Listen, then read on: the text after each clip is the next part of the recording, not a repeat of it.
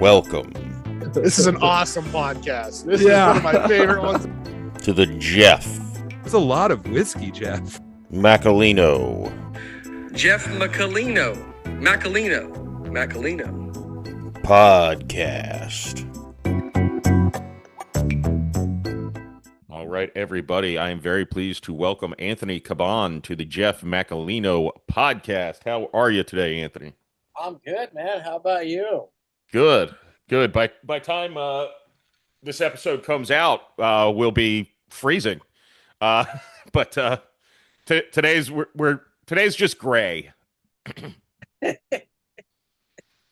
It was but have you seen goodness gracious, have you seen the next like 10 days weather for us? It's going to be in the 30s tonight. I'm ready for the cold. I'm a New Yorker, so I love the cold weather. Yeah, well, how long have you been down here? I've been down here since 2005. Okay. And I have not left Florida since then. Like I grew up I don't know if I want to say fully raised, because I've only lived there for about like almost 7.5 years in Brooklyn. So I was born there, half raised there, came down here when I was 7. So yeah. You can claim both. In a way, yeah. I'm sort of like a Floridian New Yorker, even though I do get insulted when I get told I'm a Floridian, because I'm not really a Floridian. Yeah, you're a naturalized citizen of Florida. Sort of, yeah. A naturalized Floridian, but not a full-blood Floridian. No, yeah. The accent is still there. It just really depends. I went on a date with a woman it doesn't matter when it was, but I think it was last week, and we were talking. She was born in Brooklyn. Nice. And I asked her how she likes it here, and she's like, I went back to Brooklyn a couple of years ago for the holidays. I forgot how bad it smelled. She's like, I am staying here for the rest of my life. Damn. Oh man, I missed it. I don't. Yeah. I haven't been to New York since I was a little kid. I was like 5 years old, so I need to go at some point. You know, I have never dated a New Yorker before, and maybe that's why it's taking forever for me to get back into dating. Oh man, dating is so miserable. As someone who's dating apps, yes. Yeah. Well, I've reluctantly, because I'm like 10, 12 years older than you. So when I was, I got married when I was 23, I want to say. Well, no, I had my daughter at 23. We got married. I was 24. Dating apps back then, like, they weren't apps, but they were like online dating services were for like people who were too ugly to find a mate in the wild. It was for freaks and old people. It was not for normal people. It was for people who like weighed 400 pounds or who were blind. I'll just try some effects. I like it. Yeah. Well, I like it. Just your face. Your face stays in there. It's been a while since this is my favorite one, The Exorcist. Oh my God. That's actually good. I should have you teach me how to do that at some point, because I put these on YouTube now. I used to only do audio, and I'm like, who could actually watch this? It's so boring. And I know I've thought in the past, like, and I think I did it in one episode, but like if I spent time editing these, then I could make them a little more visually, like when we're talking about something. Like I had Mary Skinner, I think it was her episode. She was in Thanksgiving again. And I played both trailers just silently, but over the video. So you saw the trailer while you were watching the podcast. I've seen the trailer more than once. You have? Yeah, I'm dying to watch it. I couldn't come out to I wanted to come out to the Central Florida one, but no, it wasn't at that one. It was Saints and Sinners. That one. Yeah, the last ride was at Senflow. Yeah, because they were both, those two festivals were happening the same week, weren't they? Yeah, yeah, it's kind of wild how, I mean, I've found, and you've made more films than me, but the the way I did it is definitely not typical. Yeah. Because I basically have two movies that are both in the film festival circuit at the exact same time.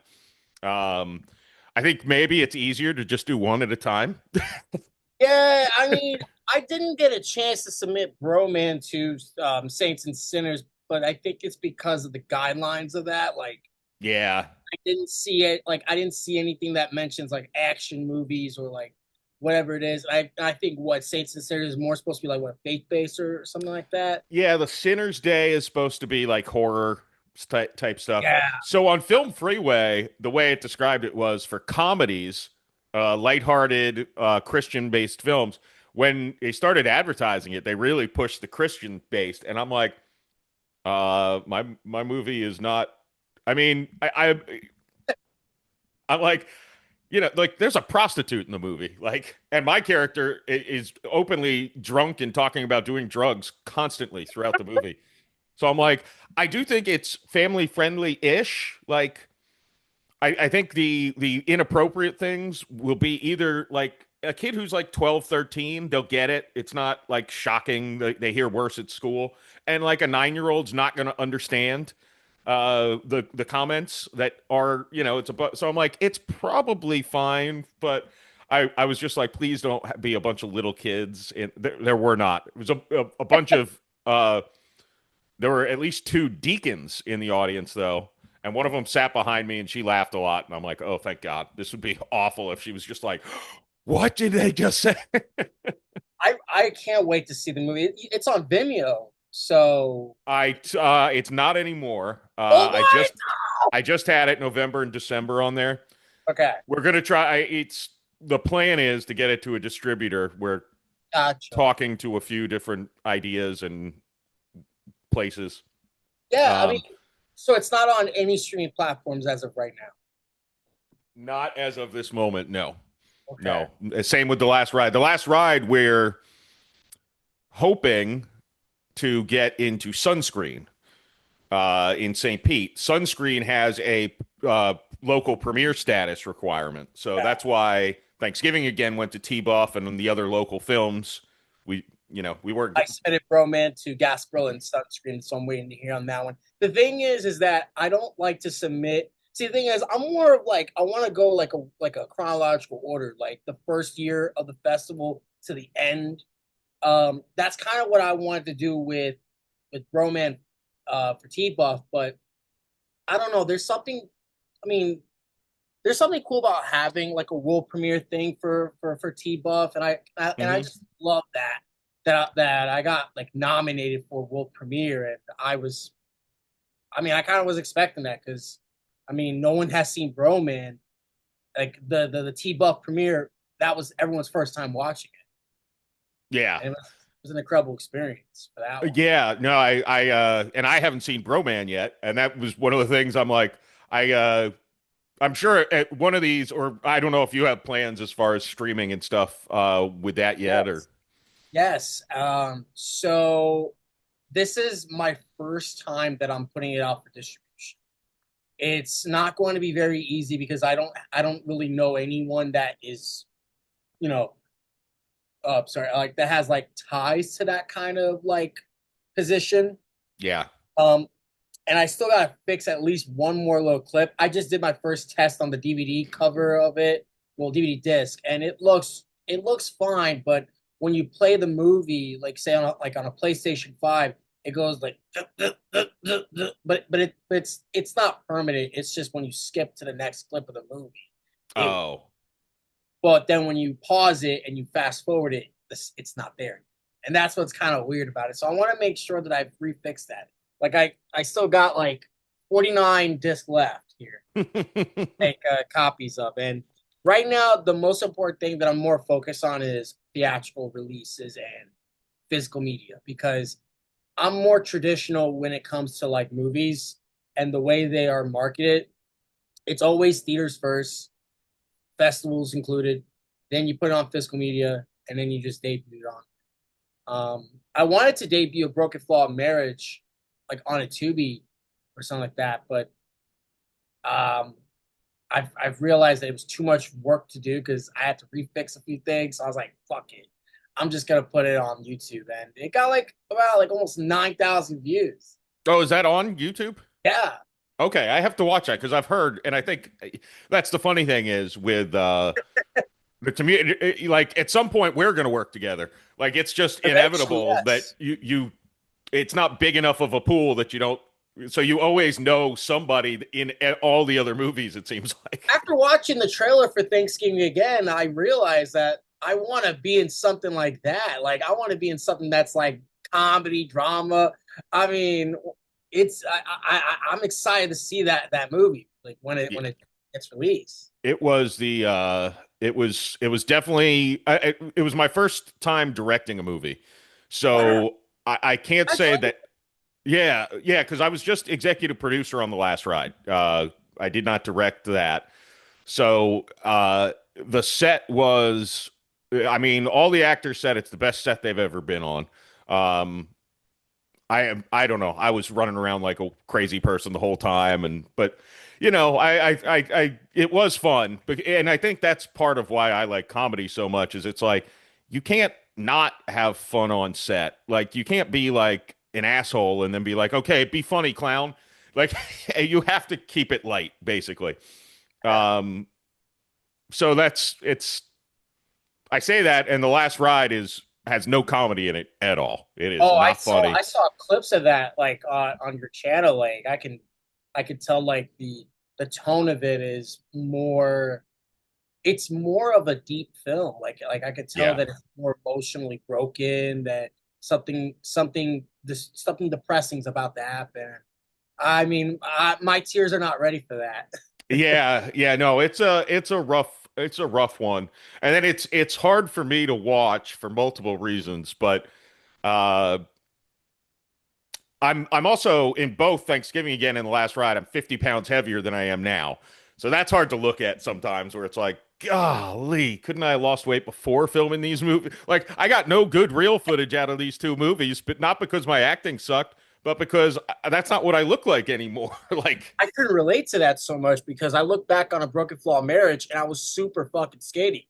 And mm, I was a little like I didn't have like a full six pack, but I was kind of like I had a bit of veins in my muscle. I was kind of half shredded.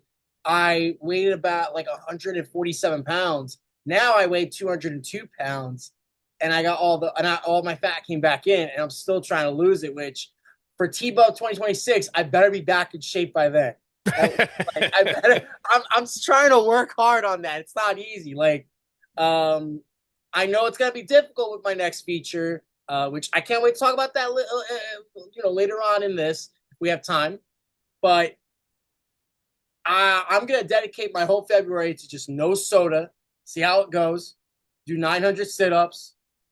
It's not gonna be easy, but then it shouldn't be that difficult. Like I made it through it the first time. I could do it again, but then I have my job. I work downtown, and then I gotta go.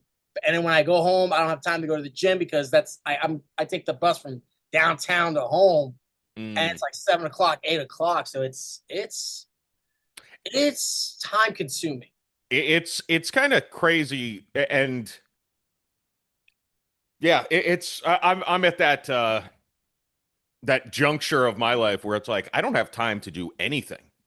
Yeah, Like, and it's now I do what I do, but adding to it. So, like, one of the things I did to lose weight is I walk for, like I try to get like a 7 day rolling 50 miles. I gotta get back to walking. It's been a long time since I haven't It done just walking. it All I do is takes so tread. long. I mean, I don't really see the point of walking when I walk 50 minutes from here to Planet Fitness and 50 minutes back home. Well, yeah, that's good walk. Yeah, But yeah, today I was like, I have jury duty tomorrow, but I was walking from like 8 o'clock until 11:30, and I'm like, it's like I can't imagine. And then I told you I added the bar trivia thing, and it's like that's giving up a lot. Giving up 3.5 hours is my Monday night. The Monday and Tuesday I don't have my kids. So those are usually I'm working, and I include exercise as work for intensive because I consider myself an actor. So that's work.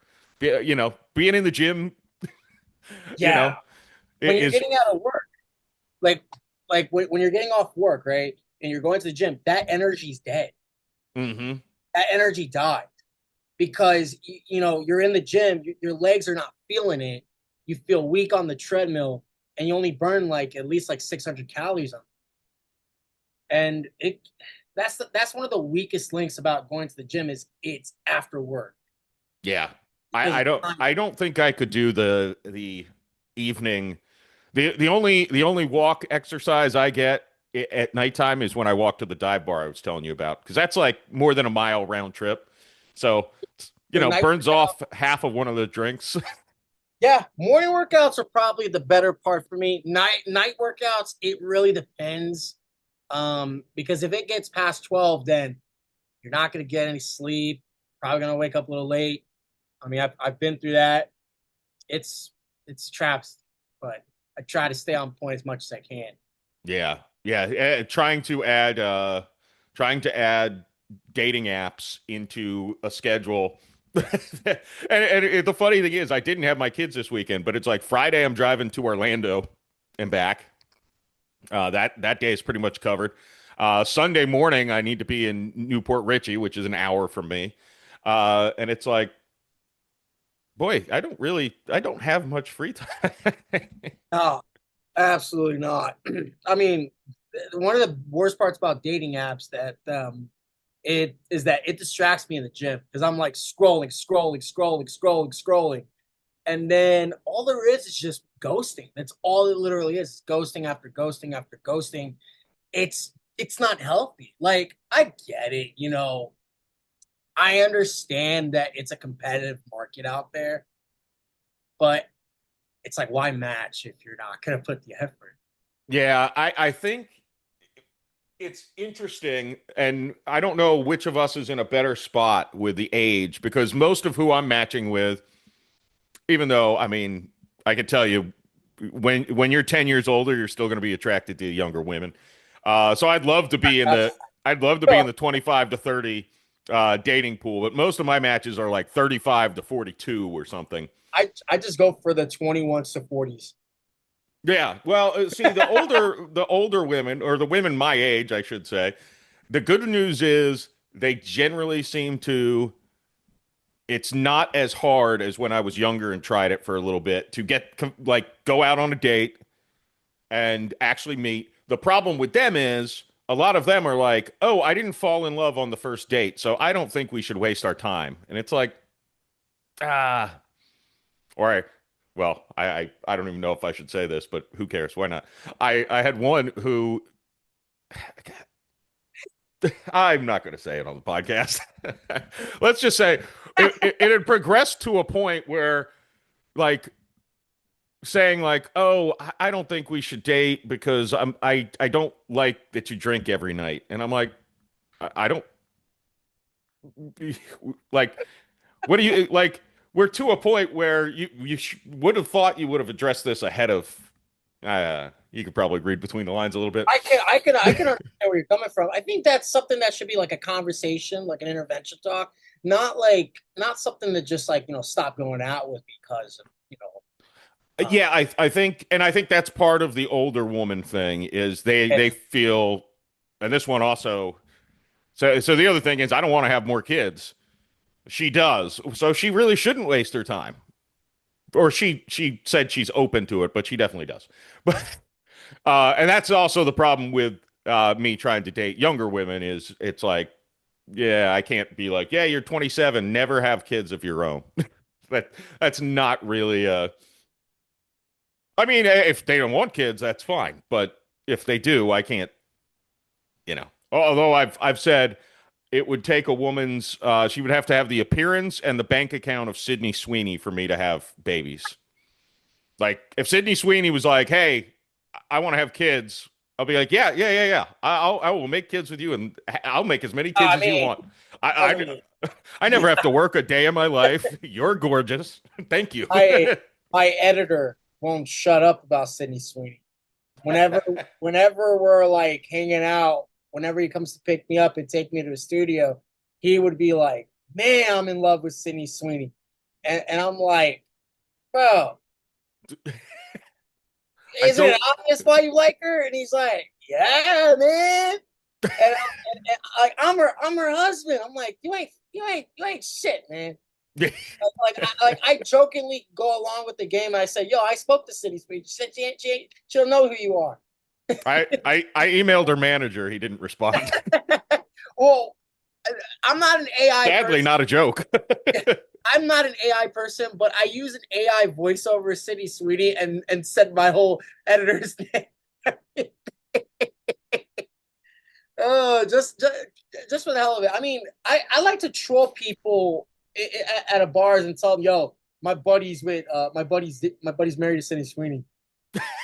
It's like they look at me like I'm stupid or something. Hey, I mean, she's only the funny thing is that so the first movie I was in, I met Danny Shidoshi there. He was a Oh shit! PA. And it was Women Want Everything. And one of my co-stars, like months later, was on the podcast, and he's like, I can't say on the podcast, but he told me afterwards he had a callback for a major role in the MCU.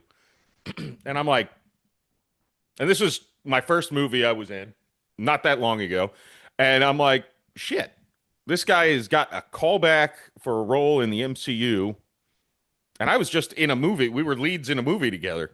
I'm like, Yeah. so hypothetically, if this guy gets the role, people are going to start knowing who I am for, like just because he got famous. So the Yeah. funny thing is, joking about all that stuff, it's like we are also in a weird position where like one weird thing breaks our way, and all of a sudden, like, oh, we're famous, and now everyone associated with us is. So I mean, he has a chance. It's just something's got to break his way. We're talking about Danny Shidoshi, right? No, I'm talking about your editor and Sydney Sweeney. Uh, but yeah, same thing goes with Danny. Yeah, I mean but that is the weird reality is yeah, if Danny somehow gets an audition and join, is the next Marvel superhero, well, all of a sudden, I guess I've never been on camera with him, so it probably doesn't help me a lot. But all of a sudden, all your movies now are. That's why I'm big on the. And I think you are too, just from having talked with you. I'm big on the like. There are some people who are competitive, and I'm like, I think we should all just be our biggest cheerleaders down here because one of us pops off, it's going to help all of us. It's not going to just. I mean, Yeah, I agree. It's I think life is extremely competitive. I think we can all agree that life is very competitive in the world, and again, yes, dating is a competitive field.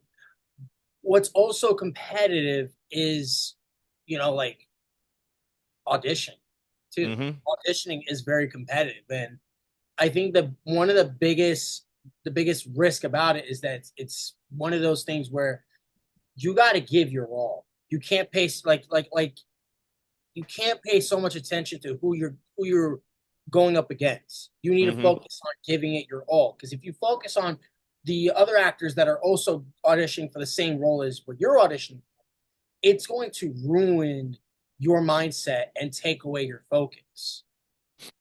Yeah. It's a I auditions are so tough, especially. I mean, I've only had one in-person audition since I've started acting, and I got that part. The self-tapes though are so. So there was one I did just this weekend, and it was a heavier dialogue than most, which I appreciate because a lot of times my reader says a lot more than I do in my audition, and I'm like, well, you know, that's kind of weird. Like I'm just standing here listening to someone who's not acting off camera. Um, but so it was heavy dialogue, and a lot of times I just will take print them out and just I'll actually tape them to a tripod near the camera so I can just read the lines, and I'm pretty natural with it. But this one, I'm like, I'm gonna memorize this, so I really focused on memorizing it. Then I'm thinking, and I'm like, he sits, he kneels, he stands, and again, it's a self tape. So you're there's for the non experienced listener, you have to basically just stand still in front of the camera. So you can't kneel, or you will be underneath the camera. You could sit the whole time, I suppose, which I almost did that because most of the time he was sitting. But other than that, you try to just slightly indicate motion, but it's not like shooting a movie. It's a phone on a tripod filming it. Yeah. And one of the things I did, which I hate so much because I think it was good, but it looks so much like I'm reading a script because I'm looking.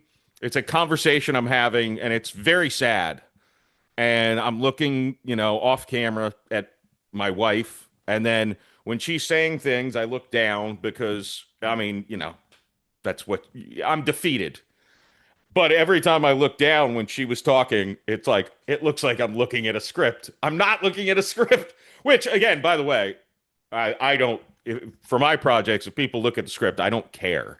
I care more about your acting. I don't care if you're holding the script as long as it's not blocking your face. Yeah, I can relate a lot because I understand that it's difficult for an actor to try to memorize their lines, especially when it's like your first debut or your second debut and you're just sort of new to the acting field. I always allow actors to read their scripts on set, take as much time as you can to memorize them. I mean, what helps a lot is if you have it all memorized, the better for us, because that means we get to get it done quick on time, move on to the next, be done a little early, even though I like to be done like on time, but sometimes wrapping up early can be a little weird because it's like we've got a lot done this early, but it helps a lot. But as long as you're not like forgetting your lines all the time, oh yeah, like if we're rolling your scene and you're having a very important monologue, but then you stop while recording and you look at the script, rolling, that right there, I'm just gonna look at you like, what the fuck are you doing? Yeah. And we had that happen on one of my short films. And I would say ego. It was an ego behavior I got out of it. I don't want to be too harsh because I don't want to speak ill of others, but yeah, the actor's kind of like reading the script and it says I've been doing this for 11 years. And I'm just like, then why are you taking your script while we're rolling? Like, you should know your lines. On set, one thing I've always found is the closer a script is to me on set, the less likely I'm going to be able to get my lines right. Like in the last ride, there was one scene where I had the script, and I'm driving in a car, so I could have had the script sitting right next to me in the passenger seat the entire time. Which I had the script, but it was closed in a binder. But this scene, for whatever reason, I had it open. And until I closed it, I could not get it right. And then once I closed it, I nailed it twice. And I was like, I don't know what's wrong with me. That was actually, oddly enough, my very first movie I mentioned, the director, Rod Grant. I was doing a scene where I had a pretty long, not monologue, but I had a lot of dialogue. It was heavy on me.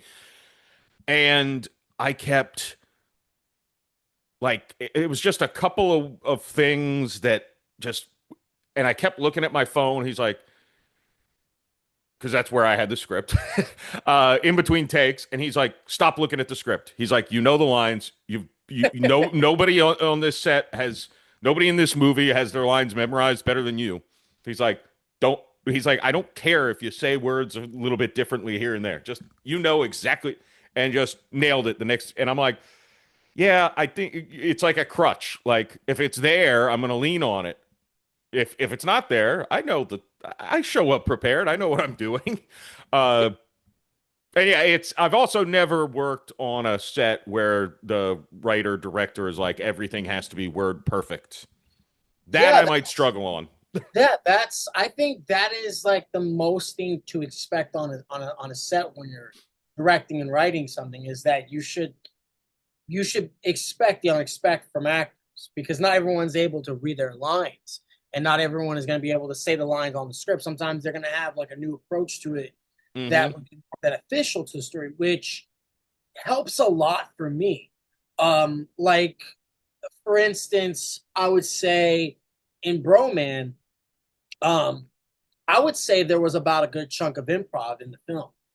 Um, there's a scene where Broman and Wonder Youth they got their. I'm not going to spoil the third act. I won't talk about that, but I will talk about like anywhere that's like that centers around the first 1 to like 40 minutes. That I'll talk about. There's a scene where my character in Wonder Youth, we just got done kicking asses, and we're out chilling. We're outside in a 40-degree weather, mind you. On our first day of filming, it was a 40-degree weather. We were in our costumes, and we were just like frozen. Like that was like we were actually frozen and just like improvising that. We were just saying all kinds of shit like, oh, we just kicked a lot of asses. Oh, I'm frozen. My nuts are freezing, and they're too connected to be freezing. And then Wonder Eve was like, a hot dog burrito. I was like, that was not in the script. We say a lot of improvisation. The third act, yes, there's a bit of improv, but I can't wait for you to see the film. It's funny as hell. It's so entertaining. It was a fun movie to make. I really loved making Broman a lot. Like, it was like the dialogue in that film was quite fun. There were great actors that actually delivered the dialogue, and the performances came out good. I'm very happy with it. And you know, like the T-Buff audience was incredible. It was like getting to couldn't even get a ticket.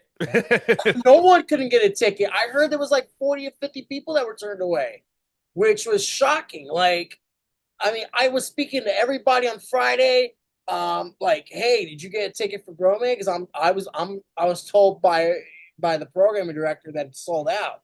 So make sure to get the ticket. And it was sold out. Like, so what happened? So my movies tend to have like a much more bigger audience when it comes to T-Buff premieres, and that's the reason why I love T-Buff, is because Tampa Bay Underground Film Festival has been an incredible festival. They have been so professional, so communicative, and so organized.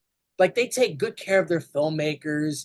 Even when, you know, you see a couple of films on the short block and they're having some, but like you notice some like tech issues, they're all about willing to improve on those things and do better for next year. Like, they care a lot about constructive criticism when it comes to filmmakers and attendees coming. And when they see that, what are some things that the festival can do to do a little better?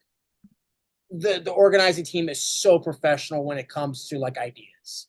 And they're so like, Reggie starts communicating within like the first week, 2 months before the festival. He knows what he's doing. And he is incredible. I have been attending this since 2018. I didn't know when I first attended there, I didn't know anybody. Like, you saw my post, that was gonna be my whole speech when I won for Best Action Film. Like, I will say this: winning Best Action Film, I was like shocked, because I've been nominated like several times. Like, oh wow. Like, I don't like the word ego. I don't like to be egotistical or anything. I'm just happy to win something. Yeah. Well, it should be mentioned we both tied for the Audience Choice Award. Yeah. I don't even know where to put it. Like, I don't have the space to put it on the wall. Like I just put it like here or on top of my TV desk. And I do have the other audience choice features from 2023 and 2024. This is my superhero film called The Junior Squad Strikes Again. That was sold out. I remember that very well. And then the following from it was 2024, Broken Flaw of Marriage. Nice. That was a fun film. That was also a damn good movie to make. Winning that award was great. And I never won something from the festival. Like normally I would get nominated and then that's it. I would just walk home and it's cool to be nominated. Yeah. I mean, that's I had I'm hoping, speaking of T-Buff, I think The Last Ride will be eligible for T-Buff this year. Yeah, I was going to ask. It's not out anywhere, and it's not. I mean, Sendflow a couple days ago was the first time it's been shown on a screen, and I know T-Buff doesn't care about premiere status or anything like that, anyways. Yeah, so I think it'll be there next year. I hope so. Or this year, I guess. Yeah. Well, and then I acted in a movie that has I'm just in a little bit of it. I played Dirty Cop, which was cool because it was different from things I've done, and I'm hoping that gets in to T-Buff. And I'm like, if I have 2 films in T-Buff, I might just get a hotel in Citrus Park, and I'll just Friday, Saturday, Sunday, I'll just be there all day, every day, drinking, watching movies. Whenever I get nominated, I would tell one of my friends that would come with me to the award ceremony or like the events is that if I win, I'm gonna drink a fuck ton of tequilas and get blacked out the next day. Well, it happened, not tequila, but when I got on that stage, like I'll admit, like I had a feeling it was time. Broman had a damn good audience. The people loved it. I got like 3 Buffy nominations. That was awesome. And then when I saw Stephanie Davis go up on that stage and announce and grab that microphone to announce the winner for Best Action Film, I leaned down like, oh no, it's me. It's me. She's always been like a film mom to me, always getting on my case, telling me, stop putting your short films at like 20 minutes, 30 minutes. Stop putting your feature films at 2 hours long. I'm like, no, I love 2-hour movie. She is. I met her at T-Buff for the first time a month ago. I actually sent her a message right before we hopped on. Yeah, she's very, very supportive. She is that film mom to me. Like she always does that. She's like, don't make any more 2.5-hour movies, Anthony. I'm your film mom. It's a tough thing. I wrote 4 other scripts, and that I'm hoping to. I just don't want to pay for them myself, which is a topic that will segue well into your upcoming movie. But before we get there, I'm like trying to be under 90 minutes or under 90 pages, and one of them's 107 pages, one's 97, one's 95. The one is like 83. I'm like, all right, that one actually will probably be only a 90-minute movie. And I think I can justify the length in all of them, frankly. But Thanksgiving, again, is an hour, including credits. It's almost an hour 40, which is long for a comedy. Yeah, I do want to ask that. That was a packed audience, wasn't it? It was decent. It wasn't sold out, but it was decent. It was probably 50 or so. I think that started at 8 o'clock, like 9 o'clock. It was a good time slot. It was Friday at 8 o'clock, I think, or something. It was a prime time slot where I'm like, oh, we might win something, which because I'm like, that's a good spot. That same time slot was was a Broken Flaw Marriage from last year. Oh yeah, and there was like 42 people in the theater. and that was pretty cool. That's good. It's a damn good. It was a good turnout compared to like Bromance turnout because that, like I said, like that was like what I saw was like 83 people. I was under the impression it was like 80 people because those seats can only hold 73 seats. Then I get told 100 people. I'm like, there's no way there was 100 people in the theater. I saw the whole crowd. It was like that's what Paul, I think his name is, the guy who gave us the audience plaque. I think he saw us on the same day. He was traveling all around. Yeah, Rich. Yeah. Oh yeah. And he told me, he's like, I think there was at least 90, probably 100 people because there was people just standing. He said there were people standing on by the pole. There were people sitting on the stairwell. People sitting on the floor. I went to go use the bathroom, and then I go back. I'm like, wow. I took 3 bathroom breaks during my movie. I took 2. I took 2. And I took my time. I was nervous. Well, it's hard to, I mean, you're more experienced with it with me. Actually, I think that's the very first time I've seen my movie. That was the theatrical. We did a screening in my buddy's. He's got a really nice, expensive house, and he has a cool pool, and we got a screen and a projector set up, and we had like 30 people watch it. But this was the first time in an actual theater. Was at T-Buff actually that I had. I guess Saints and Sinners was only the second time I've seen it in the theater. It's hard to watch people watch your movie. It's yeah. That's why the last ride at Senflow, I was just like,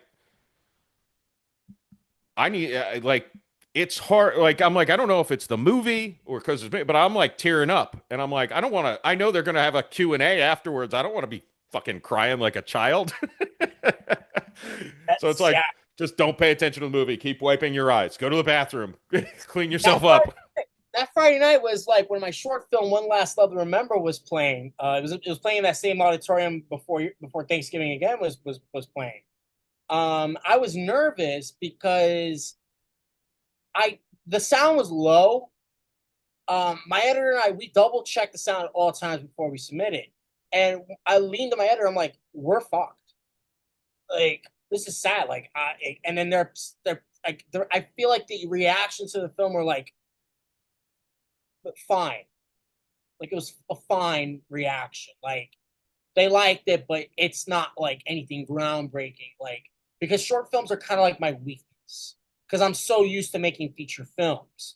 But there was one guy that walked out, and then I saw one guy snoring, and I was like, wow. Like I want to confront them and tell them that was not cool. But then I was so emotionally mad that I was like, you know what? I can't. I did have that at Central Florida Film Festival, and it was talking about getting a great time slot. Friday at 2 p.m. Not a good time slot. Not a ton, probably 20 people or so. And I noticed a person in the front get up and walk out, and I'm like, oh. And they came back 2 minutes later. He just had to pee. And at the Q&A, he was like, oh, this movie was amazing. I loved it. So, but when he walked out, it was like a dagger to me. Like, oh, no, he hates it. Oh, Jeff, I got a funny story to tell you on that one. So one of my feature films it was 2019 at T-Buff. So T-Buff used to be at like Britain Cinemas and Bellagio Cinema. Oh, yeah. So yeah, it used to be at those 2 festivals before the pandemic destroyed everything. Britain was a fine theater, but it was too fucking far from where I'm at. That was like you're talking about like borderline almost to like the sea, like Harbor Island around that area, or like borderline St. Pete. And then my grandma was coming with me. We can only ride in one car, and it had to be like a pickup truck. And my hair was a mess. I was like, I literally just took a shower, styled my hair, and now my hair is gonna be a mess. I have my suit. Literally, I think it was my editor. I don't know if it was my editor that was driving or. Yeah, it was definitely my editor driving. Because he had a truck. Sydney Sweeney was with him, right? Yeah, Vandy Sweet. That's Vandy. Yeah, because Vandy he edits all my movies. He is incredible. Like all jokes aside, like he is funny. He is an incredible dude to talk to. I've known him since high school. He's one of my best friends, and I Nice. always consider him to be a brother. And for however long we have left on Earth, I'll have him keep editing my movies for as long as we can Nice. until It's the such an important thing to have, man. It's editing.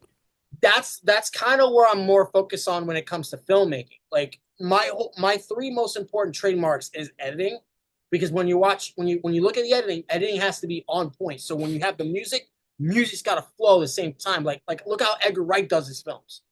I get a lot of the ideas from Edgar Wright because Edgar Wright is such a unique filmmaker that he always times the music. Like Shaun and Ed, dun, dun, dun, dun, dun, dun, dun, dun, dun, la, la, la, la. Scene transition, and then scene transition, and then you have Scott Pilgrim versus the World, and then you have Baby Driver. Baby Driver was the most sounded film I've seen. Like that's a filmmaker who knows his shit. And then you have audio. Audio's got to sound good. Yeah. It can't be distracting. No, absolutely right? not. Cinematography. Cinematography is key because the shots is what makes the story compelling. Oh, and obviously the number one big one is story. You gotta have story. Right. A good story with clean audio. Yes. And decent editing, and people will enjoy it. Yeah. Absolutely. Now you got to up those things. The cinematography is probably my weakest thing. Did you do cinematography for Thanksgiving? I did not. No, I never plan on doing it. The guy so Jeremiah Laculio was the DP, and he also edited the film, which I think was actually a valuable thing. It helps a lot when you have a cinematographer and editor like both like on the verge. Yeah, because we could have the conversation knowing that the two of us are going to be sitting in a room watching this. Like, do we have enough to cut this together? Because I very much am not a coverage guy. As far like I'm like as many scenes as we can shoot as a one shot, I want to do it. Like if we can possibly shoot this with just one continual take, I want to do that as much as possible. And then I want a safety take, and if that's good, we're moving on. Now it bit me in the ass a couple times in editing, where it's like, oh, I wish we got another angle on it. But a one singular take that would only happen. See, I've never done that before in my films because we have to rehearse that properly. That means we have to I have to use my phone, go from one place to another, and it will be done. It won't be done in stage of deterioration, spoiler, but the next feature film after that most definitely will. The camera has to become basically a character in the movie, almost similar to, and actually, ironically, someone said watching Thanksgiving again reminded them a little bit of The Office. But in The Office, the cameramen were characters, basically, and they were literally characters in that. But when we were choreographing, that's what our scenes, blocking our scenes, the camera is a big part of like, we're moving here. And just, a few times I had to take the camera and say, this is what I want you to do. Go here, then move your feet. And because we were faking our location for North Florida.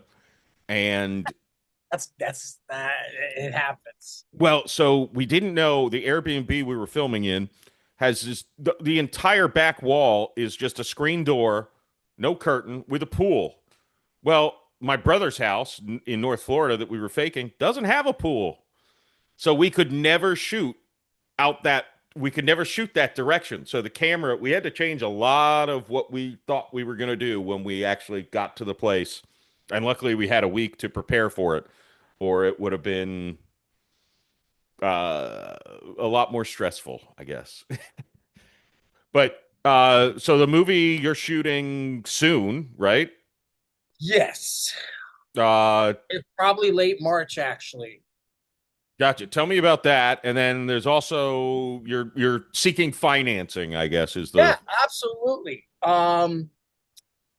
So there's a lot to talk about with stage of deterioration, about the plot, like the synopsis of the film, what got me going, and the funding. I do want to quickly finish this whole thing about the whole like 2019 T-Buff premiere because this is fun. Oh, This, yes. I gotta finish this part first. So we were on our way to Britain.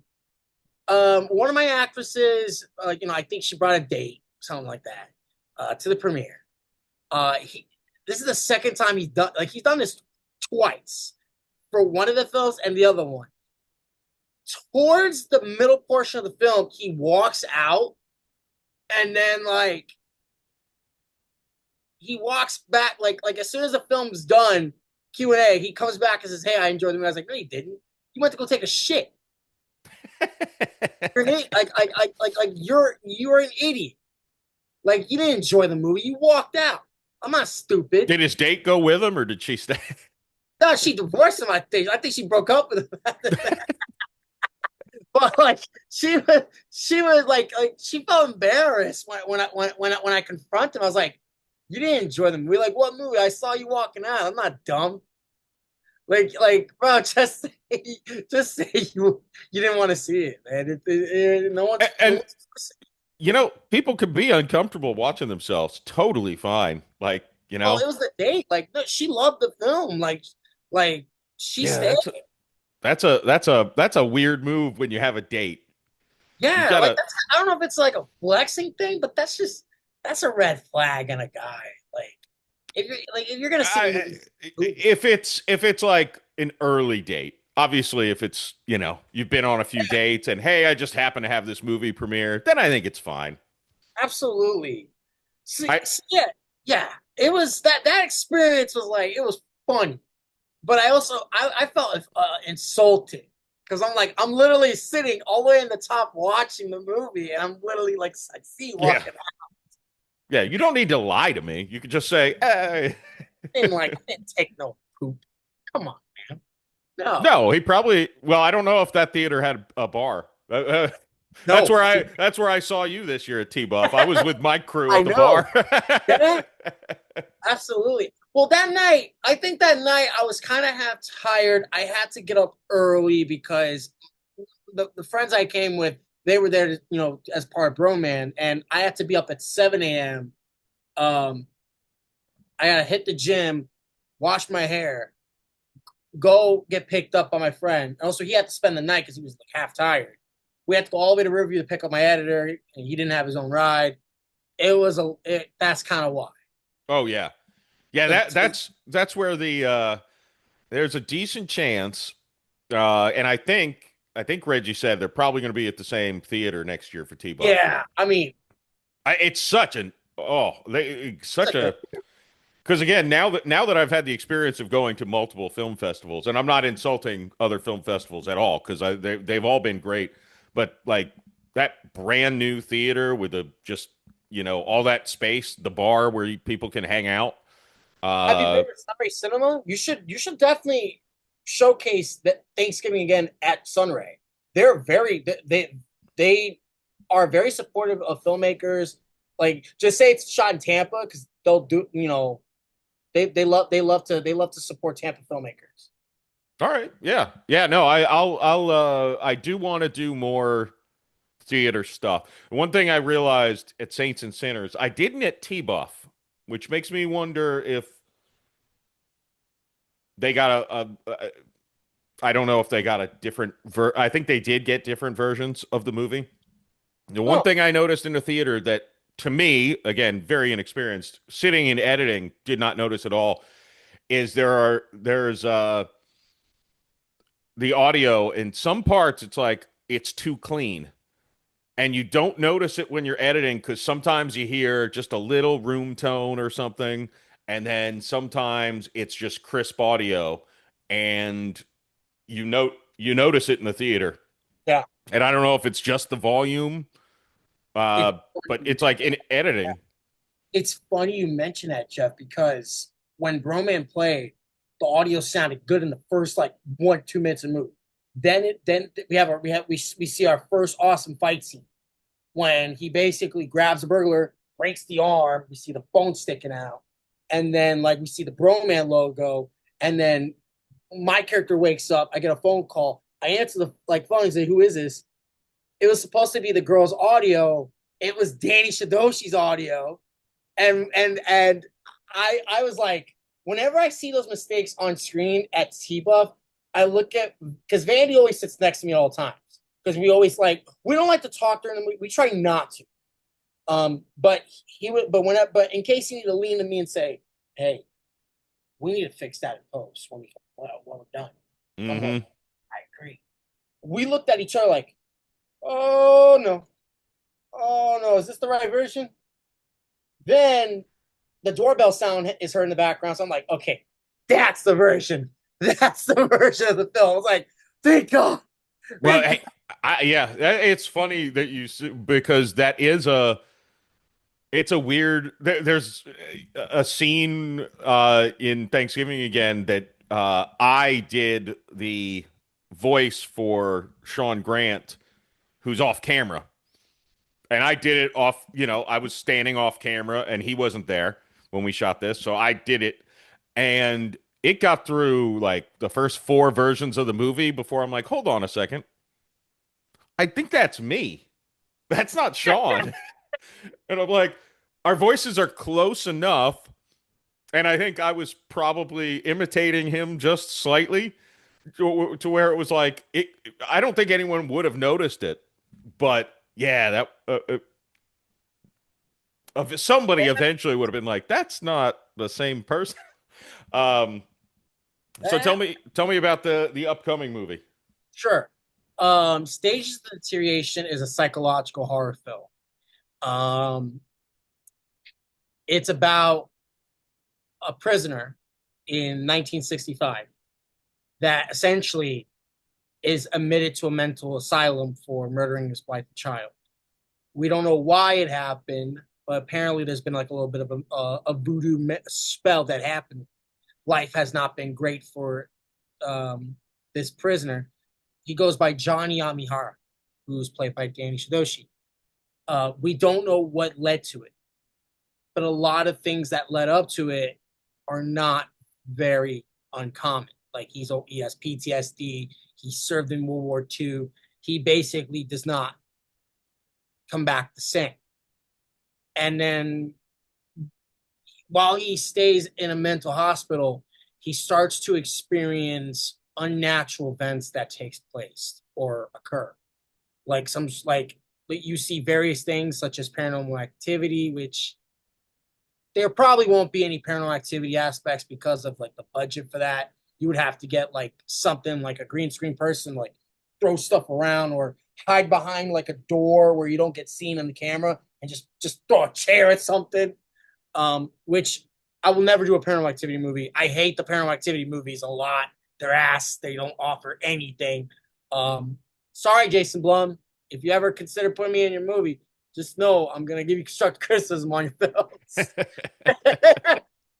It just makes you very uncomfortable when you hear noises in your house at night. That's all that they do. Because Jason Blum is awesome. I love some of the stuff that Blumhouse brings is incredible. And I want to see good Blumhouse stuff. Like I love The Black Phone. I love Whiplash. Get Out was incredible. There's so many like good movies that Blumhouse does, but some of them are just not. And it's okay. It happens. Sometimes you have a movie that's not well received, but hey, you keep going. Yeah, look at M. Night Shyamalan. Most of his movies. I'm glad he's still going. Like that guy. I didn't hate his last movie. A lot of people did. Was fun. I like Trap. I thought it was fun. I was working my first concert at Metallica at the Raymond James, and I watched Trap before going to work. Oh God. Do not watch that before going to a concert. My God. Yeah, I'm an idiot for that. I'm glad I did. I didn't actually know. I don't know how. I did not know it was an M. Night Shyamalan movie until I saw him in the movie. And I was like, oh, okay. Well, now I'm expecting different things. But I'm like, but it got shit on by a lot of people. And I'm like, the people were harsh on that film. It was a fun movie. I thought so. The ending, I just wish they never showed that trailer to begin with because it was pretty obvious who Josh Hartnett was trying to be. We already know he was the kid. He was the guy that everyone is looking for. Like it was pretty obvious from the trailer. Yeah. My friend hated the movie because it made no sense. It makes sense. It's just not well executed because it's not really a surprise. But it was still a fun movie overall. And I think critics were kind of harsh on it. They were a little harsh on that movie. It felt like a movie that would have came out in like 2004, around that. Like, yeah, it's funny. I've had two film reviews of Thanksgiving again. One of which I was trying to find again, but he shit all over it, and the other one said it was a 5 out of 5. Shit over it. That's crazy. Well, he shit on it, and then he said it's still an enjoyable film and worth watching. But I'm like, that's but it was like, ooh, he's like the writing sucks, and it's like, but earlier you said the dialogue is witty and sharp and has a lot of fun moments. The writing was terrible, and I'm like, what? What do you think the dialogue is? So it was like he was a critic. He was looking for things to criticize. And then again at the end, and he sent me this review thinking it was complimentary. It's not. And it was basically, he said, and I don't disagree with him. He said the first 30 minutes of the movie suck, but the rest of it's good. And I don't think it sucks, but I don't totally disagree with him. I'm like, I don't like the first 10 minutes or so of the movie, of my own movie. But I think it's just sometimes you've gotta, and yes, I could have maybe written it in a different manner, but it's like, I think it was all important. Like, I'm like, I there's nothing in here that I want to cut because it's all still laying the framework. It's not a fast first 10 minutes. No, it's character development. Like, it's how I felt with when I made a Broken Flawed Marriage. Like those films, you're kind of taking the time to like see what is about to happen. Like we had an opening shot of like Clark Burton with blood on his hands walking in a pool, like in what looks to be like a pool of blood, but it's not really a pool of blood. It's just like a figment of his imagination. Um, and then it opens quickly with like he gets his first kill and all that stuff. But yeah, once you see a Broken Flawed Marriage, it's definitely a fun. Yeah, I might watch that right when we get off. Nice. So stages of deterioration, like he Johnny Younghara, he begins to experience like a lot of like weird things that are happening, basically the past is going to haunt him. He's going through a lot of like weird stuff that's happening. So there's a bit of satanic events that happen in his sleep in the hospital. The past is coming to haunt him. And then you see at the same time, the warden of the hospital is a Nazi, basically creating a ghost. Basically, the hospital is pretending to be all this nice, safe environment, like a cure for wellness. Like everything's all great. Everything's all pretending to be, it's safe, but it's not safe. And when he uncovers the mystery, it goes bad. In this, what I hope to be a 98-minute movie, but I hope it just at least be like 91 minutes. So basically, it's like a David Lynch film. It's like a Hitchcock film. It's kind of like Blue Velvet. No, not Blue Velvet. Hell no, there ain't no Blue Velvet stuff in the film. It's like an inspiration. Like a lot of the films that got in my head to make this film, to want to make the film, was films like Eraserhead, which David Lynch's Eraserhead is incredible. It's a film that will not make sense, but the more you think about it, it will hold out. Martin Scorsese's After Hours. Love After Hours. Scorsese did an incredible job with that film. It's more of a film where things go wrong in like 24 hours, I think, or 12 hours. Lots of crazy shit happens in your face for like the whole night. Aspects of her in it. And the same thing with Beau's Afraid. Beau's Afraid, the film from Ari Aster and starring Joaquin Phoenix, has that kind of similar tropes. Shutter Island, mainly Shutter Island. Whatever Happened to Baby Jane. that's also a very interesting classic. Some of the argument aspects in the film are like I took some inspiration from Whatever Happened to Baby Jane, and then there was also another aspect of the film where aspects of the film I got some ideas from watching Eyes Without a Face. That is a film from France that came out in 1959. It's a horror. It's a body horror film. It's not what that film essentially is an evil scientist, not scientist, an evil doctor who basically got his license, revoked because the guy is a fucking crazy guy. He basically takes a patient, kidnaps a woman, grabs like a knife, skins the fucking face, takes the eye, like skins it, and puts it into this figure patient's face. So is that what Face Off was based on? I don't know. I don't know if John Woo watched Eyes Without a Face, but that film it gets talked about from cinephiles. But that film, I've never even heard of it. It's Eyes Without a Face. Is that? I watched it at night, and it's fucking crazy. It is disturbing. It's very hard. Wow. Italian French. There was a time where I wanted to blast the song by Billy Idol as the film was playing because it has that same name, Eyes Without a Face. Oh, yeah. Eyes Without a Face. I literally thought it was a movie about Billy Idol getting his face chopped out. That's what I thought. I got the Criterion. I have a shit ton of movies right here. Like whenever I watch movies, that's one of the things I love to do when I'm writing is I stop writing, I look at my shelf, and I pick a film to watch. And then I just watch. Right now, probably later on, I'm probably going to watch this movie, Shutter Island again. I love this film so much. After, that's very interesting because you probably know from watching the trailer, Thanksgiving Again is a time loop movie. And when I wrote the script, I wasn't watching them, but when I was done between finishing the script and shooting those 4 or 5 months, I was watching every time loop movie I could possibly get my hands on because it was like and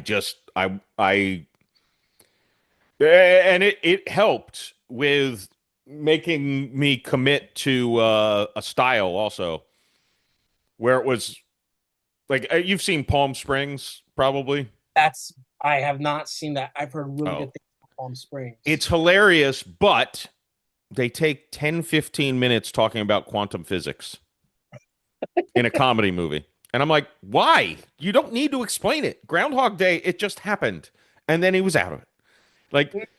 You don't need to go into science. And then Frank Grillo has one. I think it's called Boss Level. Outstanding action time loop film. But the interesting thing with that, and this is something that some people don't understand, is a time loop movie. I feel like you have to stick with the POV of the person in the time loop. You can't show stuff where they're not why? Why would we? So they explain the science also. And it's like, you don't have to explain the science without the main character in the scene. I don't know who's demanding, who watches, I don't know. Do people watch science fiction movies and need, and it's not science fiction, but a time loop movie or a time travel movie, like Back to the Future. If you examine their time travel logic, love Back to the Future. It's a great movie, but if you think about their logic, it doesn't make sense if you follow but you shouldn't be thinking about the science. You're watching a movie. It's a story. That's what stage of deterioration is that no one's gonna understand that film.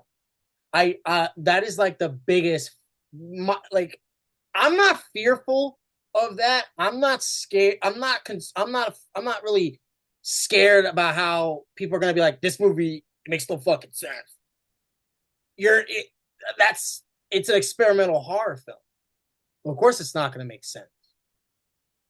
And what I'm more afraid of is I hope that this film connects good, because I love like I said, back back to the whole thing I love about when it comes to making films is cinematography, editing, and plot and music. We have a good composer who's just started early development on the scores. Nice. And he's doing a lot of Bernard Herrmann shit. He downloaded a Bernard Herrmann program to use elements from Vertigo. That is how awesome it is. And you're the first one to be told about how the score is. Like, it's like Bernard Herrmann when I listen to it. Wow. I listened to the early track of the theme. The composer Mario, who I met at T-Buck, he is incredible, and I highly recommend him if you need music for your film.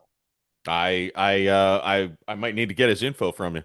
Absolutely, because absolutely. I've got other ones. I'm trying to get financing. I know you're trying to get some. I mean, yours is going to go either way, right? I mean, that is something I'd be happy to talk about financing, because one of the things I wanted to talk about is the financing aspect of stage of deterioration.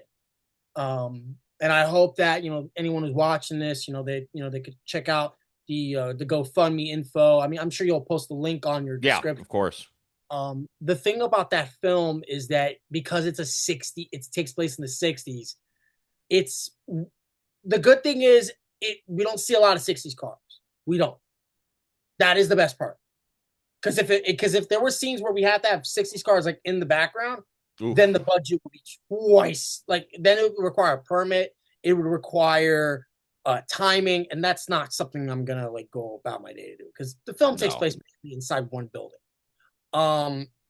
However, there will be a car used. The biggest issue is antiques, 60s antiques. We need to get as much stuff as possible. Like, I have a record player already that I can use. Clothes, we have a costume designer who's getting clothes for it, so that actually scratches out. But we're always looking for any kind of antiques, like whether it's like a 60s prop gun or like chairs, whatever that was used at the time. Right. Prison outfits, that is the biggest one, because I don't know what it looked like in the 60s. Like, I assumed it looked like something Randall would wear in One Flew Over the Cuckoo's Nest. I almost forgot. One Flew Over the Cuckoo's Nest is a main You didn't mention that one. Yeah, I forgot about that. One Flew Over the Cuckoo's Nest is the biggest one that inspired me to want to make this film. It's like, what if One Flew Over the Cuckoo's Nest was a slaughterhouse? One flew over the slaughterhouse nest, basically. That was a cringe response, and I take full accountability on that role. It was bad, and it's cringe, and I understand. But what if One Flew Over the Cuckoo's Nest was a horror movie? That's my best way to describe stage of deterioration. No, I like that. What if Shutter Island and Cuckoo's Nest were in the same timeline? So, yeah, that's one of the biggest ones. Equipment is the second biggest concern, because we are shooting on a Sony FX3 or FX30. I don't know what it is. I just got my Blackmagic camera, and so I do plan on doing camera B for it. But we're not too concerned about the camera quality of it. We're going to shoot it on a cinema camera 100%. Camera test is another one, because we're debating on whether to shoot anamorphic or regular spherical cinema lenses. Because most of my movies are usually done in widescreen 2:35 ratio. This will be in black and white. Oh, well, it fits. Yeah. Time period. Now, the idea of putting in widescreen anamorphic, that is something that I kind of want to do some testing on, because when you had a lot of like widescreen movies in the 60s, there were a majority of them were Panavision anamorphic, ultra Panavision anamorphic. Obviously there's no way we're going to get an ultra Panavision lenses, but we would like to get something that would, I don't want to say rectify, but can kind of emulate the look of it. And hopefully make it look like it's film. That's kind of the goal. But I think it'll be either 185 ratio or 235 ratio, like how my standard films. Equipment is pretty much the only thing that that's the second big thing, because we want to use like a camera slider, and we're planning to rent it unless I can buy it for a good price. But we're planning on renting it for the shooting dates. A camera mount for the driving stuff. That's another one, because it's about like I'm gonna say about $150 for that, 180. Camera slider for rental is like nearly like 300, and then you have like wireless transmitter and the monitor. I don't like to be next to the camera whenever I'm buying the camera, because I like to have my own space to look at the footages. Because being next to the DP can be, to me, it's good to be next to the DP, but it also doesn't give the DP space.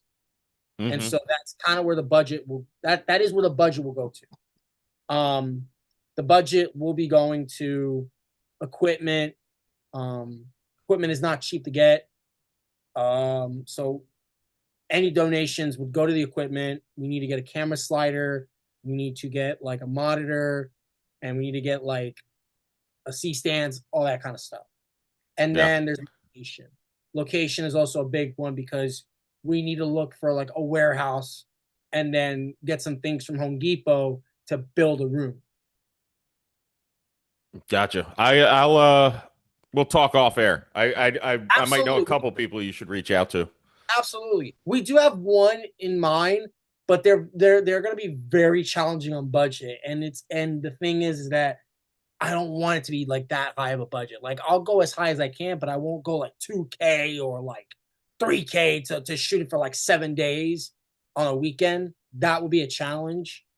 But anything like a factory, like something that looks like a mental hospital, like that, anything that can look like one, that would be a difficult thing to do, but it should work.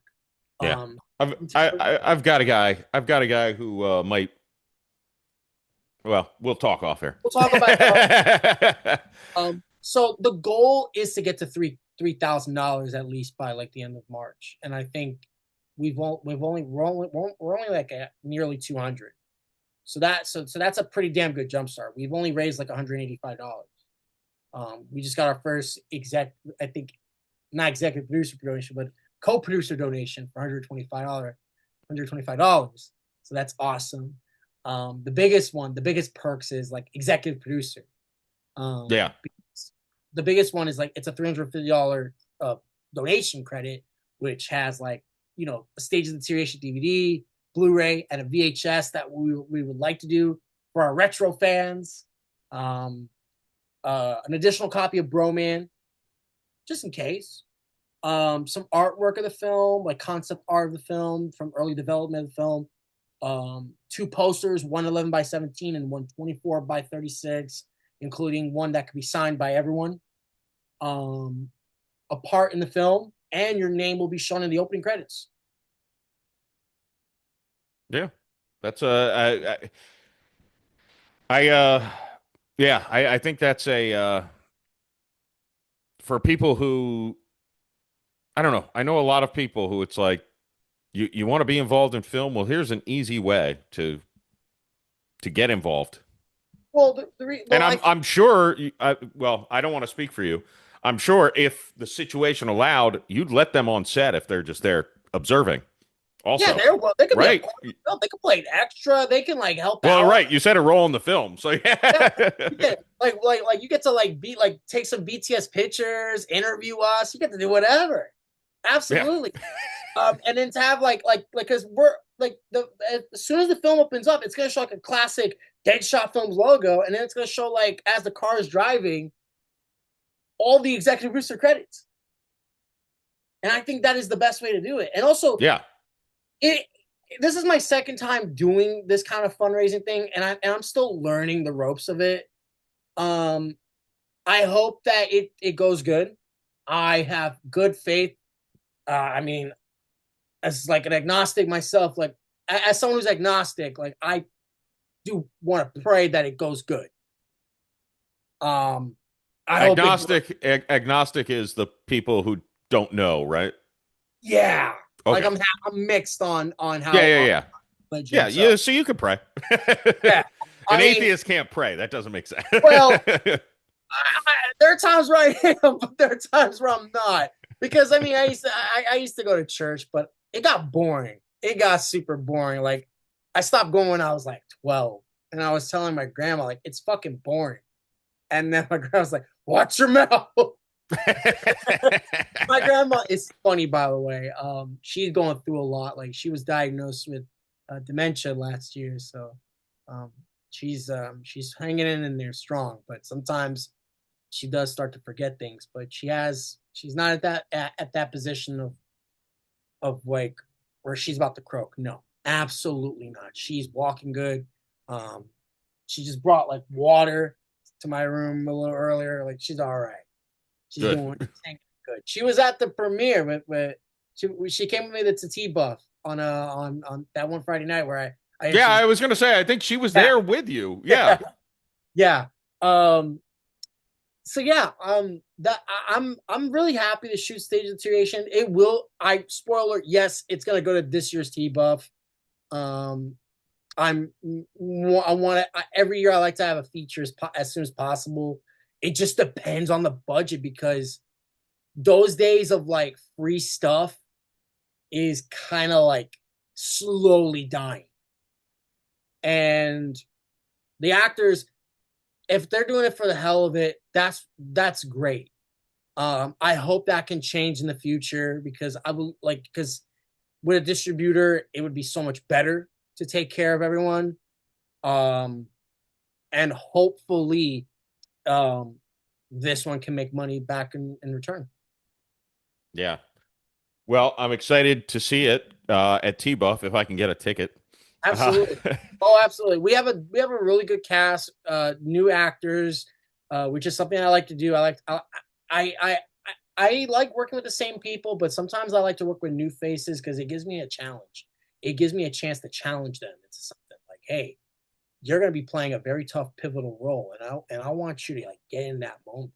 I want you to prove me, I want you to prove me that you have what it takes. That's what I like to see in actors is give it your all. I don't want to see you as the actor. I want to see you as the character. Yeah. From the minute you step foot, I don't want Danny. I want Johnny. I want Danny to be that character.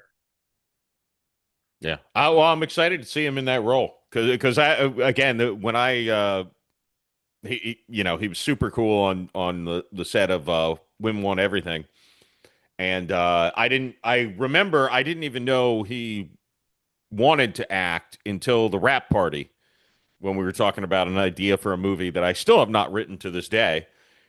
Uh, but that's when I found out because I was saying to him something about like I don't know whether I want to play myself or one of my friends, not the character based off me.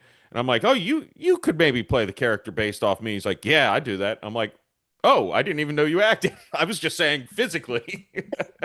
Yeah, I mean, he's a lot smaller and thinner than me, but I never thought Danny wanted to act. Like I honestly thought Danny was just gonna be like a voiceover actor, but I didn't. But when I first met Danny, like I never met Danny until our first short film. It was not my short film, but a short film I shot in 2024 called Hunting Season. It wasn't up until September 2024.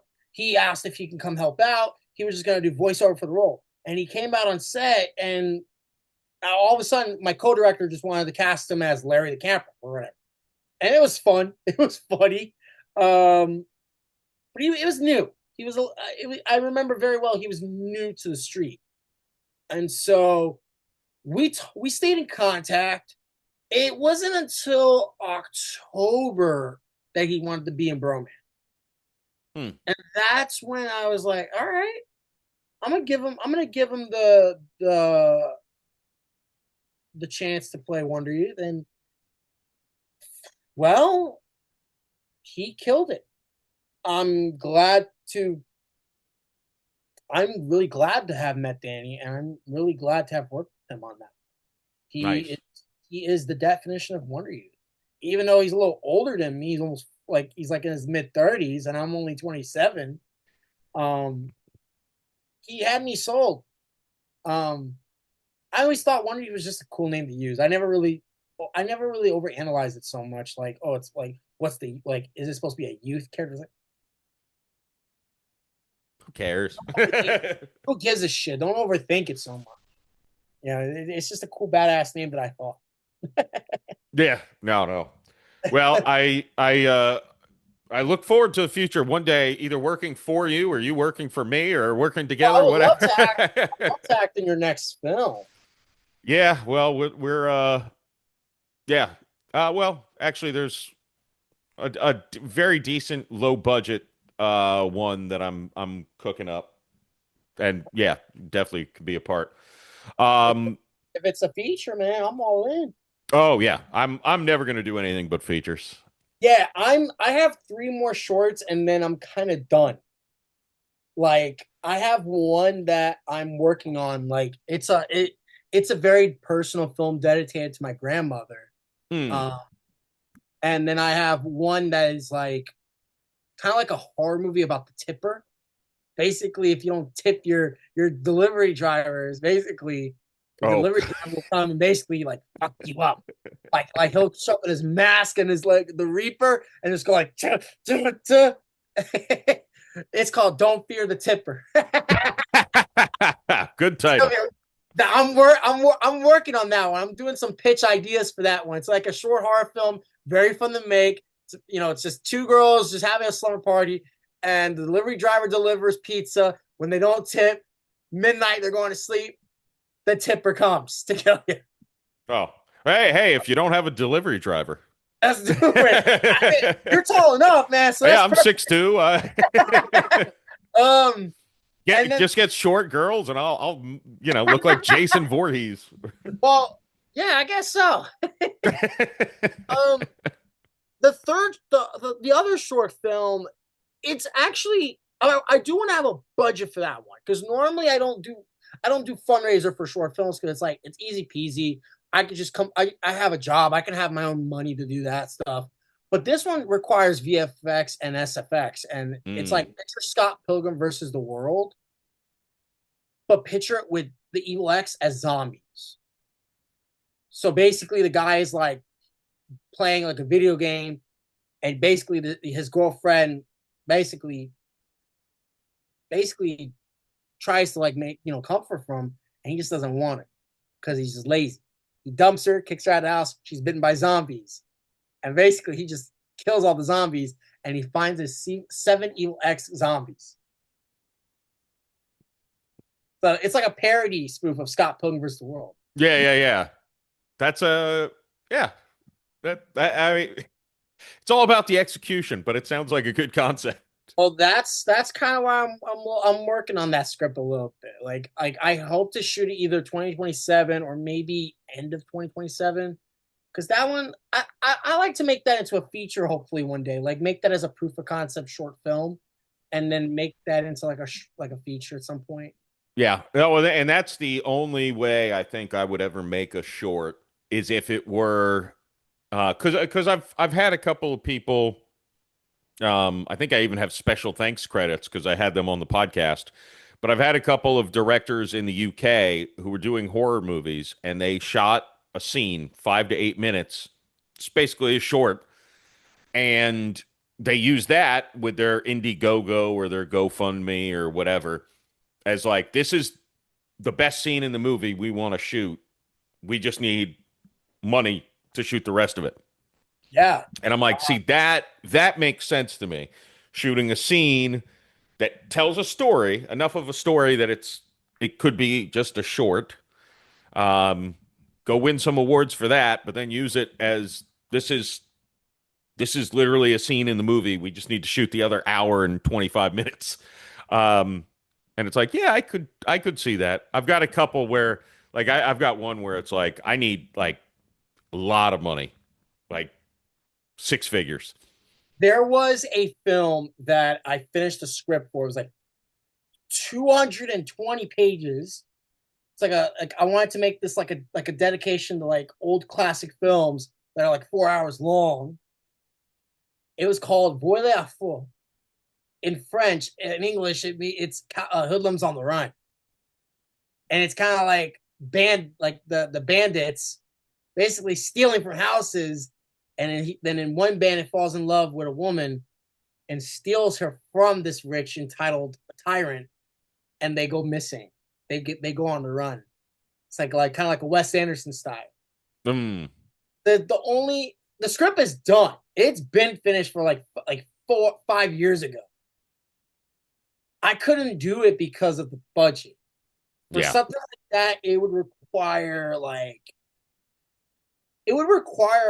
probably $80,000 or more, because there's mansions that shows. It shows house to house to house, and then there's like the whole that ranch that you see often in local films. That's in like we see all those Western films. I think Velvet Hammer did that too. Oh yeah. Yeah, it's like a production ranch. It's like all those barn house and everything that they use for Western movies. That's all the same one, I guess, huh? Yeah, they use. I mean, makes sense. Yeah. In Florida, yeah. And then the stunts too. Gotta have stunts. You gotta take stunts into account. So for that, it would be way too much out of my life. I had the second premiere of Broman at Sunray, and I'm going back again for Broman again at Sunray. Like, we just announced our third premiere coming up at Cinema 6 on February 24th on Tuesday at 7 p.m. Tickets should be going on sale maybe in a week or two. I'll have to ask the owner. And then is that the one in Newport Richie? Yeah. No, the one I was just at. Okay. Yeah. And then Sunray will probably be early March. It'll probably be early March, as long as it's not the same as Twin Peaks, but because Twin Peaks is also showing at Sunray too. But I mean, hey, more people, better it is. I would definitely recommend showcasing your film at Sunray. Sunray Cinema is very supportive of filmmakers, and they'll let you select the theater you would like to showcase it. Nice. Yeah, that's what I was writing down just now with Sunray. Yeah. I would go there too to see it, because it's like right down, like it's 10 minutes from me. Oh, nice. Yeah. All right. Yeah, I'll look into it. NCG was kind of like 19 minutes from me. It was like a 19-minute drive. Well, I'm in St. Pete, so it was like 45 minutes.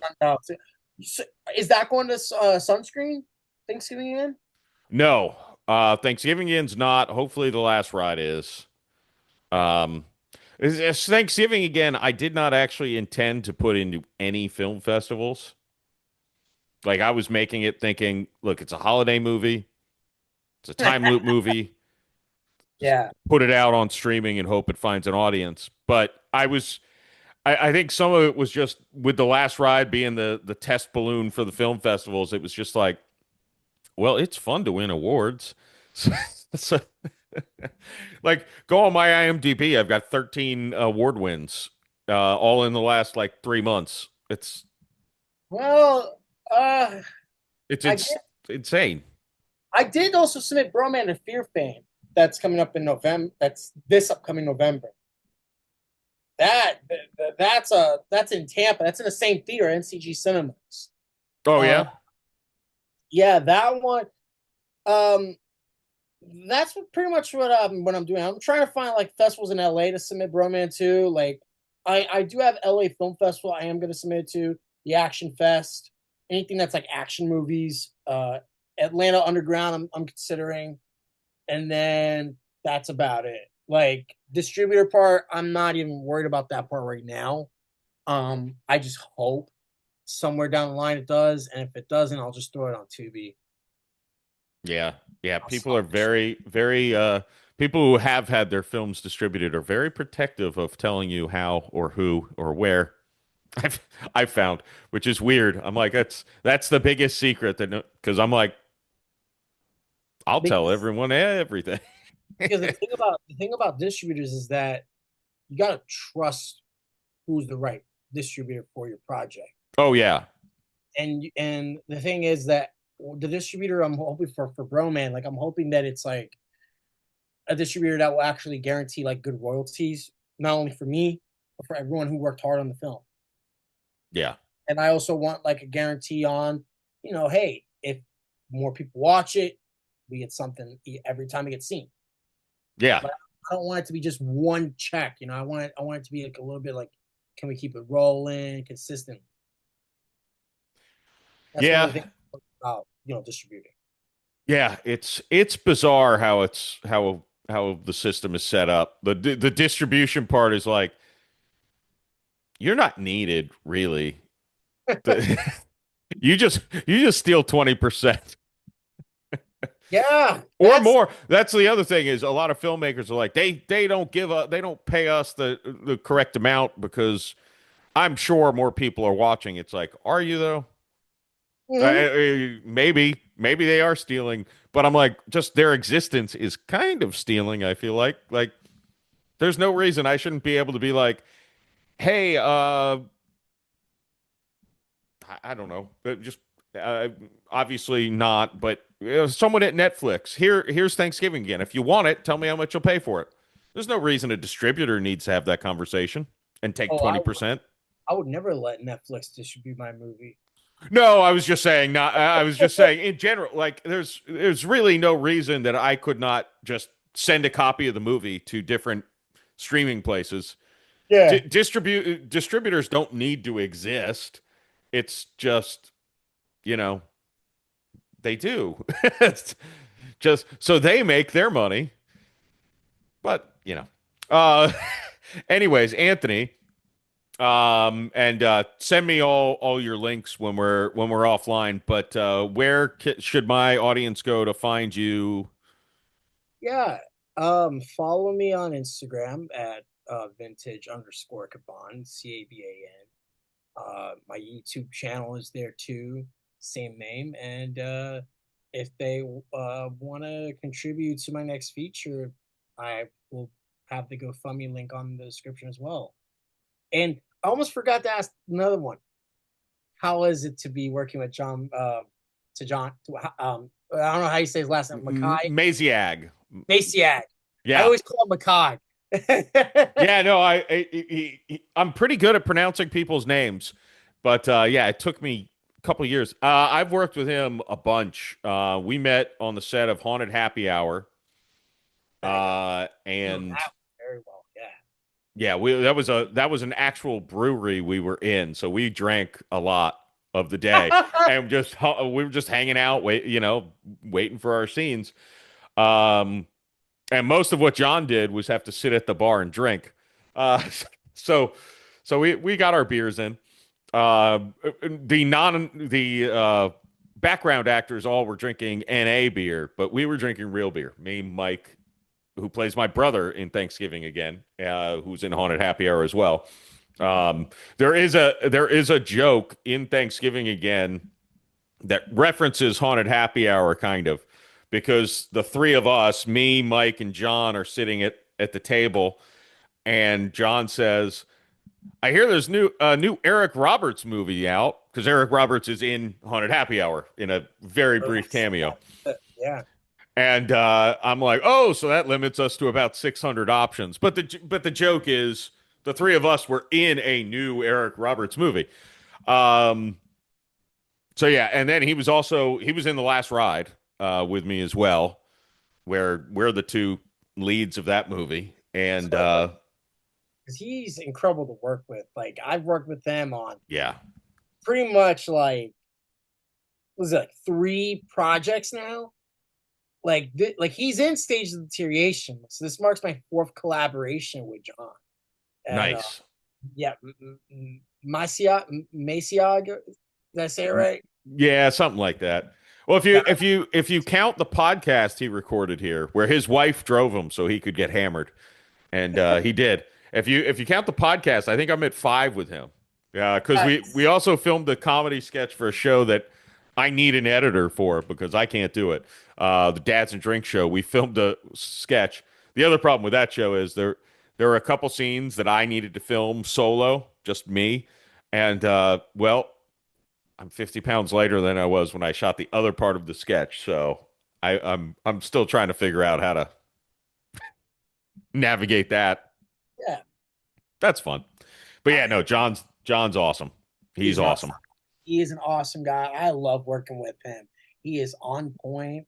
the dude like shows up on set ready to get things done, and I can't think of why I would regret working with him. No, there's a lot to love about John. He's so sweet. Yeah, yeah. No, he's there's a reason I keep casting him or keep working with him. I mean, my favorite performance from John that I've worked with is pretty much a Broken Flawed Marriage, where he plays Detective Brandon, and he only shows up like only at the end of the movie, and for like those for like I think he's got like I think probably like 9 minutes of screen time, 9 minutes or less, and he is good.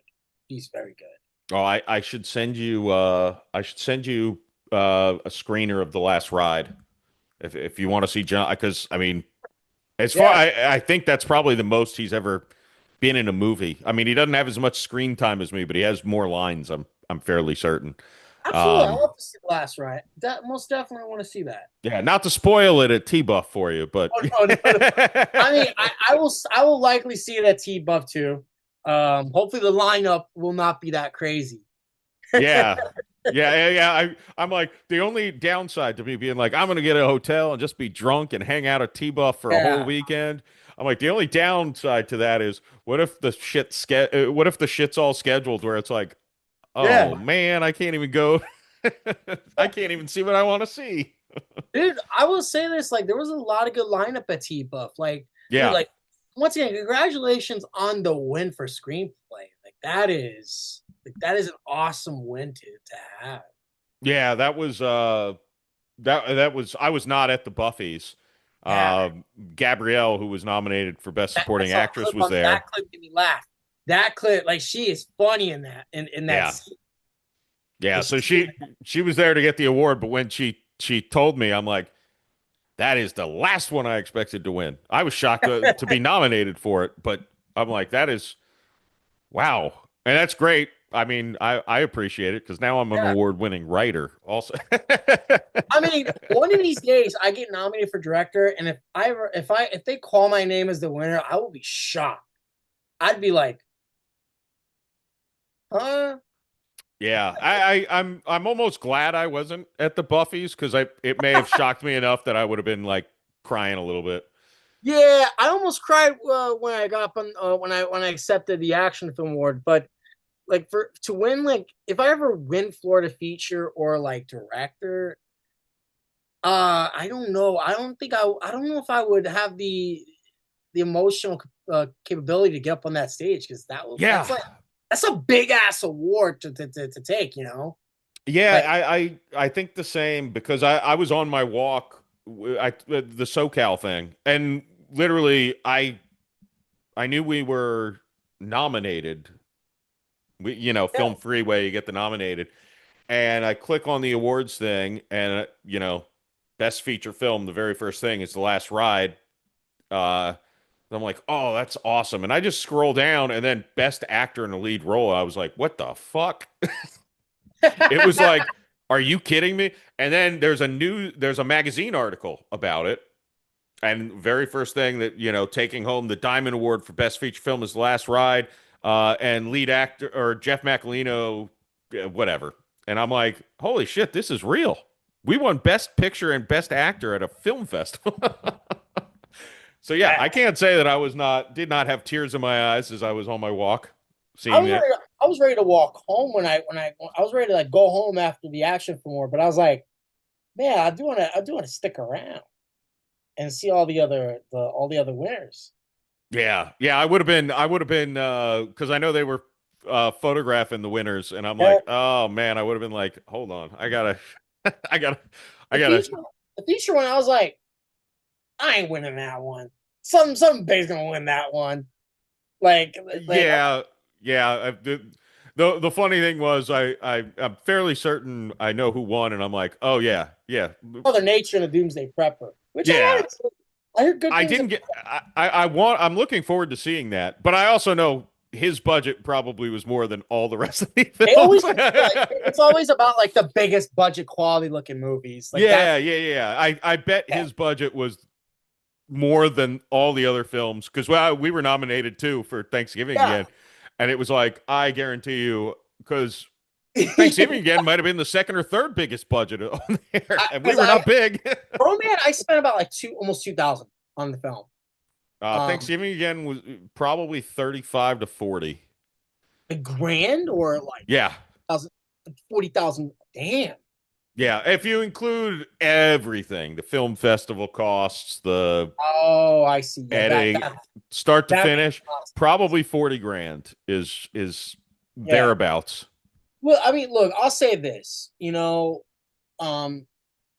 it's not about ego, it's about, you know, gratefulness. You know, I never look at these things as like a ego boost. I always look at these things as like, man, to be recognized. So yeah, it's awesome to be recognized. It's awesome to be acknowledged by judges, because not a lot of movies are lucky to get nominated. Yeah. It is, to me, the way I feel about it is a team sport to me. Like, that's a win for everybody. To be nominated is the win, pretty much. Yeah. Well, and again, it may be, no matter whose name is on the award. Like, yeah, the screenplay award, I'm the one who wrote the screenplay. So it's but without the actors, without the crew, without everybody else, it doesn't matter. Like, that's a team. Everyone won that award. You know, that's the way I look at it. I used to be very like butthurt about like, I should have won this one. I should have won this one. I used to be like that guy. And then I was like, who the fuck is this person to win my award? It's my award. But like, after winning action film, I felt like I'm lost in the woods. Like, I'm like, you know what? I'm set free to the point where I don't care anymore. You know, I'm just happy that I got something. And if I get nominated again, I'll be happy. I'll be so happy. Like, I don't care about, you know, what I get nominated for. What I care about, like, all I care about is that's the win right there. That is a win. To be like, acknowledgement, recognized, that's the golden ticket right there. Yeah. And I mean, I'm just happy that you and I got nominated for a feature award, and you know, we're up in the same room as like all the other filmmakers who made their films for a bigger budget. And to be in the same room is incredible. And I'm happy that you and I got a tie for audience choice. Like, that is incredible. Like, I was like, man, like when I got the email from Reggie, like I was told about that, and I was like, man, to be in the same room with Jeff, that's awesome. That is so awesome. Like, that was shocking to me when I got that. I'm like, same here. What? I was like, wait a minute, who voted? But then I was like, you know what? I don't care. It's a tie. I don't care. Like, I'm happy. I'm so happy. Like it's awesome. It's awesome. It's awesome to win something. Like, it's basically an adrenaline to keep going, keep getting better. Yeah, agreed. Well, Anthony, thank you for coming on. Thanks to listeners for now I will have to edit this because I assume it was my internet, honestly. But check out all the links are going to be in the show description. So check Anthony's stuff out. And thanks again, Anthony, for coming on. You're welcome. Boom. It's over.